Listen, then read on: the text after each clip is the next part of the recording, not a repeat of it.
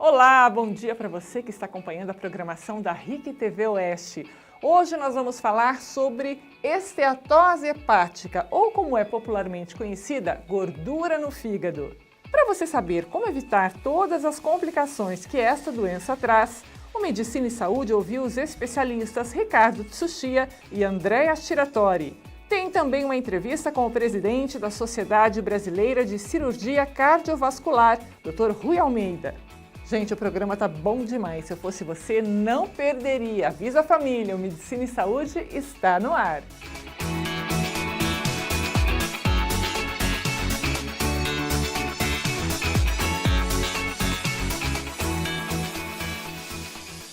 Olá, bom dia novamente para você que está acompanhando a programação da RIC TV Oeste.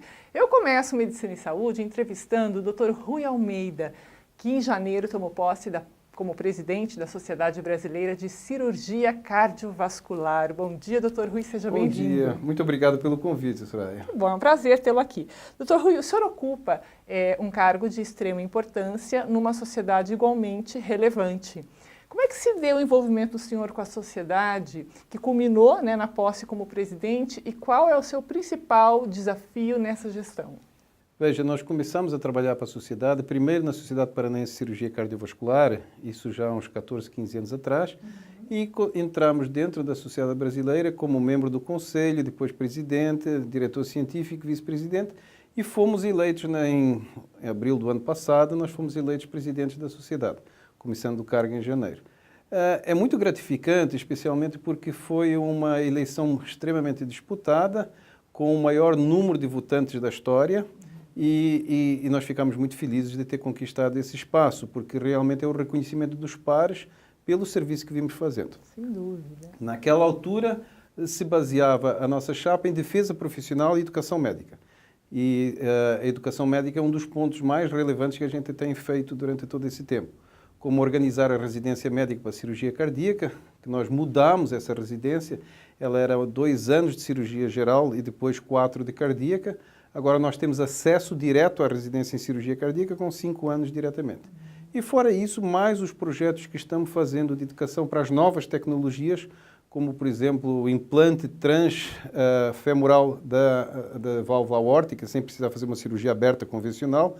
E isso nós já conseguimos credenciar algumas pessoas e eu me sinto muito feliz em ter sido o primeiro cirurgião cardiovascular do Paraná a ser reconhecido para fazer esse tipo de tratamento. Que espetáculo, né? A gente está ouvindo, está percebendo o sotaque do Dr. Rui, né? Para quem não o conhece, muitas cidades aí que estão acompanhando o programa, o Dr. Rui nasceu em... Eu nasci em Moçambique. Moçambique, O senhor veio para o Brasil, eu lembro que você já me contou essa história, mas para quem não conhece... Eu vim para o Brasil em 1975, eu vim de Lisboa diretamente para cá. Eu tinha começado faculdade em Lisboa em 73 e daí transferi para cá. Que coisa, né? E agora os brasileiros estão fazendo o caminho inverso, né? Estão indo para Portugal. É verdade. Sorte nossa que o Dr. Rui veio e se estabeleceu Obrigado. aqui em Cascavel, né? Olha, hoje já é um cascavelense nato, né? E ocupa um importante cargo aí frente à Sociedade Brasileira de Cirurgia Cardiovascular. Dr. Rui, a gente sabe também, e você que está em casa não sabe, vai saber agora, o senhor foi um dos principais responsáveis pelo início do curso de medicina na UniOeste. É sempre bom lembrar isso. Hoje o senhor é coordenador do curso da FAG, né? A medicina na sua vida sempre teve esse viés voltado para a educação, para o ensino? Eu acho que sim, Soraya.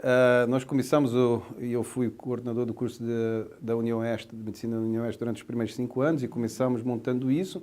E até hoje sou professor na UniOeste, sou professor associado, que é o mais alto dentro da educação na universidade.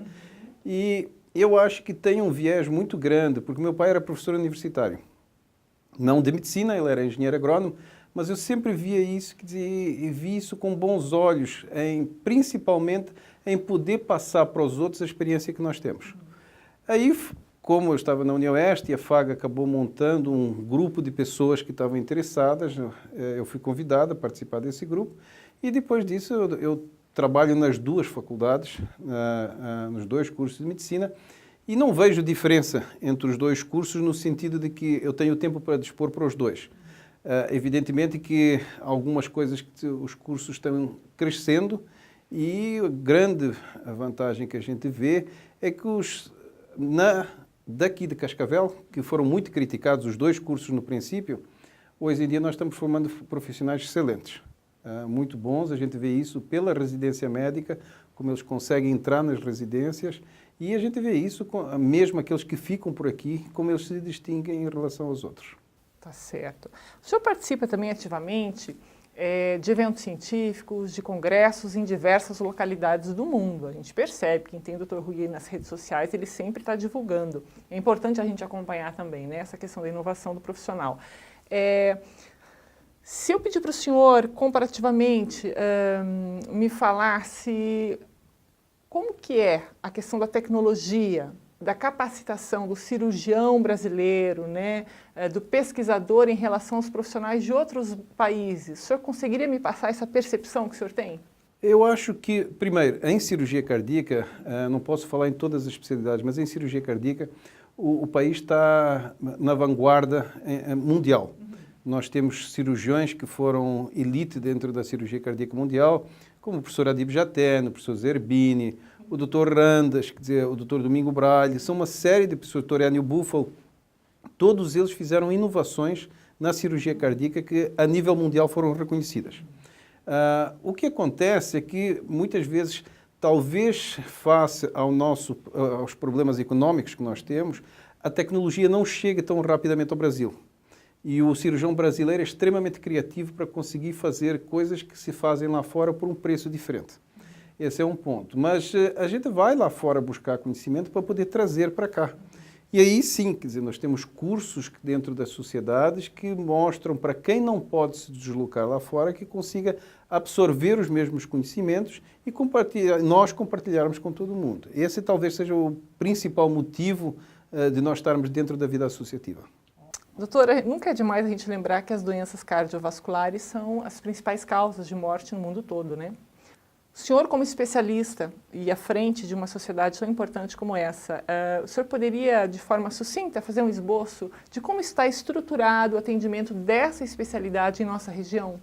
Veja, nós estamos privilegiados, principalmente aqui no Sul. Nós temos vários serviços de cirurgia cardiovasculares em vários hospitais aqui em Cascavel, que absorvem todo o movimento da área.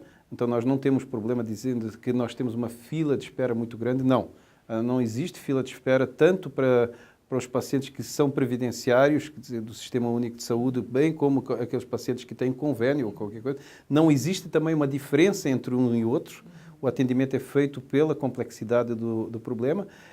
E isso é feito não só a nível de cirurgia cardíaca, como a nível de cardiologia invasiva, que são os cateterismos e estudos hemodinâmicos, e como dentro do sistema de saúde, a nível ambulatorial ou nos consultórios.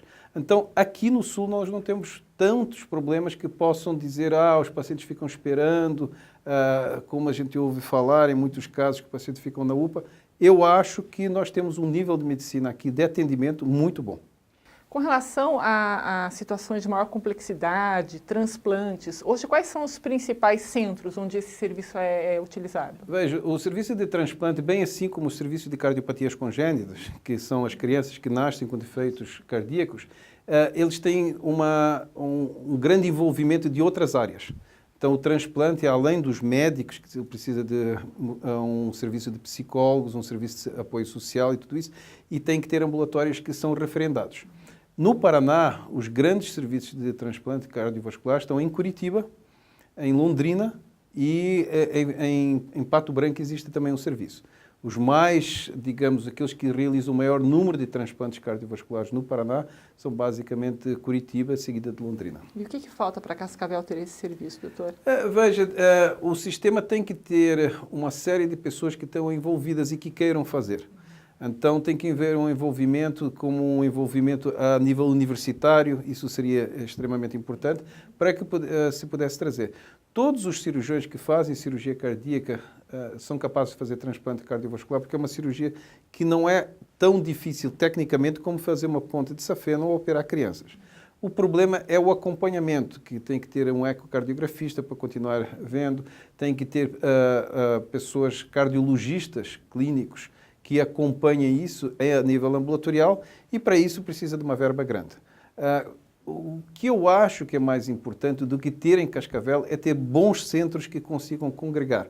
Não adianta para nós fazermos um transplante a cada 6 meses do que ou um centro que faça um transplante semanal.